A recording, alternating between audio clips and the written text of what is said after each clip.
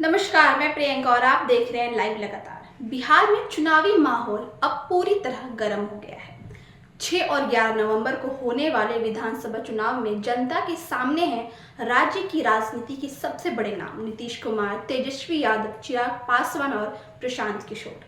लेकिन इस बार एक दिलचस्प सवाल हर किसी के मन में है, आपके होने वाले विधायक और मंत्री कितने पढ़े लिखे हैं? क्या बिहार की राजनीति अब डिग्री से चलती है या फिर जनता के दिल से?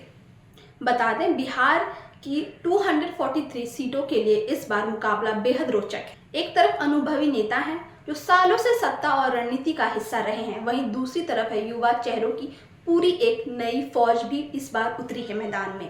राजनीति के मैदान में अब यह सिर्फ जाति या पार्टी का खेल नहीं रहा, बल्कि कौन कितना समझदार, पढ़ा लिखा और सक्षम है, यह भी जनता का अहम सवाल बन गया है अब। तो चलिए सबसे पहले बात करते हैं मुख्यमंत्री नीतीश कुमार की, जो जेडीयू के सबसे बड़े चेहरे हैं और बिहार की राजनीति में आज भी सबसे अनुभवी माने जाते हैं।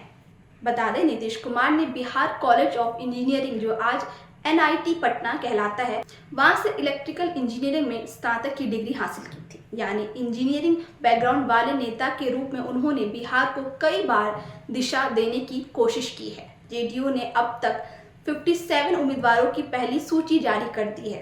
अब बात करते हैं तेजस्वी यादव की। पूर्व मुख्यमंत्री लालू प्रसाद यादव के बेटे और आरजेडी के सबसे बड़े युवा चेहरे तेजस्वी ने दिल्ली पब्लिक स्कूल आरके पुरम से पढ़ाई की, लेकिन उनके हल्फनामे के अनुसार उन्होंने कक्षा 9 के बाद स्कूल छोड़ दिया था। यानी राजनीति की शिक्षा उन्होंने मैदान से ली और अब ये अपने पिता की विरासत को आगे बढ़ाने में जुटे हैं। जनता अब देख रही है कि क्या अनुभव से ज्यादा युवा सोच बिहार का भविष्य तय करेगी। तीसरा नाम है प्रशांत किशोर, जिन्हें देश का सबसे चर्चित राजनीतिक रणनीतिकार माना जाता है, लेकिन इस बार वे सिर्फ सलाह नहीं दे रहे बल्कि खुद मैदान में उतर चुके हैं। उनकी पार्टी जन सुराज पार्टी इस चुनाव में एक नया विकल्प बनने की कोशिश कर रही है। रिपोर्ट्स के अनुसार प्रशांत किशोर आईआईटी कानपुर के पूर्व छात्र हैं और ग्रेजुएटेड हैं। मतलब इस बार बिहार की राजनीति में टेक्नोक्रेट सोच का भी तड़का है।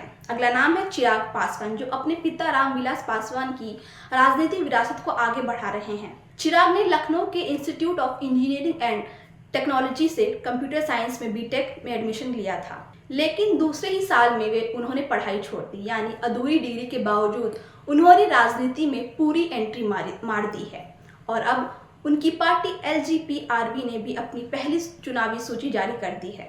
वहीं अब बात करते हैं बिहार के उप मुख्यमंत्री विजय कुमार सिन्हा भी इस बार मैदान में हैं। उन्होंने मुजफ्फरपुर इंस्टीट्यूट ऑफ टेक्नोलॉजी से सिविल इंजीनियरिंग में बीटेक की पढ़ाई की है और इस वक्त वे लखीसराय सीट से चुनाव लड़ रहे हैं। यानी शिक्षा और प्रशासनिक अनुभव दोनों में संतुलन रखने वाले नेता हैं वो। लेकिन सबसे बड़ा विवाद है सम्राट चौधरी की डिग्री पर। उन्होंने दावा किया है कि उन्हें कैलिफोर्निया यूनिवर्सिटी से डीलेट की डिग्री मिली है, मगर बिहार स्कूल एग्जामिनेशन बोर्ड ने अदालत में कहा है कि सम्राट चौधरी ने मैट्रिक पास भी नहीं की है। अब सच्चाई क्या है ये तो चुनावी नतीजों के बाद ही साफ होगी, लेकिन ये मामला बिहार की राजनीति में एक बड़ा चर्चित मामला है। अब बात एक नए और दिलचस्प चेहरे की, दिव्या गौतम की। दिव्या मशहूर अभिनेता सुशांत सिंह राजपूत की कजिन है और मंची कलाकार, शिक्षाविद और समाज सेवी के तौर पर भी जानी जाती हैं। उन्होंने पत्रकारिता और मास कम्युनिकेशन में पोस्ट ग्रेजुएशन की डिग्री हासिल की है और साथ ही यूजीसी नेट क्वालिफाइड पीएचडी उम्मीदवार भी हैं। दिव्या दीघा सीट से चुनाव लड़ रही हैं, यानी यह सीट एक पढ़ी लिखी महिला उम्मीदवार की नई पहचान बनने जा रही है इस बार। तो अब जब आप वोट देने जाएं तो सिर्फ पार्टी या चेहरे नहीं, ये भी सोचिए कि आपके विधायक और मंत्री कितने पढ़े लिखे हैं, कितने समझदार हैं, कितने जिम्मेदार हैं। आखिर बिहार का भविष्य सिर्फ नेताओं के भाषणों से नहीं, उनके समझ और शिक्षा से भी तय होगा। कमेंट में अपनी राय जरूर बताएं और ऐसी तमाम खबरों के लिए जुड़े रहे हमारे चैनल लाइव लगातार के साथ। लाइव लगातार के वीडियो को लाइक करें, सब्सक्राइब करें और बेल आइकन को दबाना न भूलें।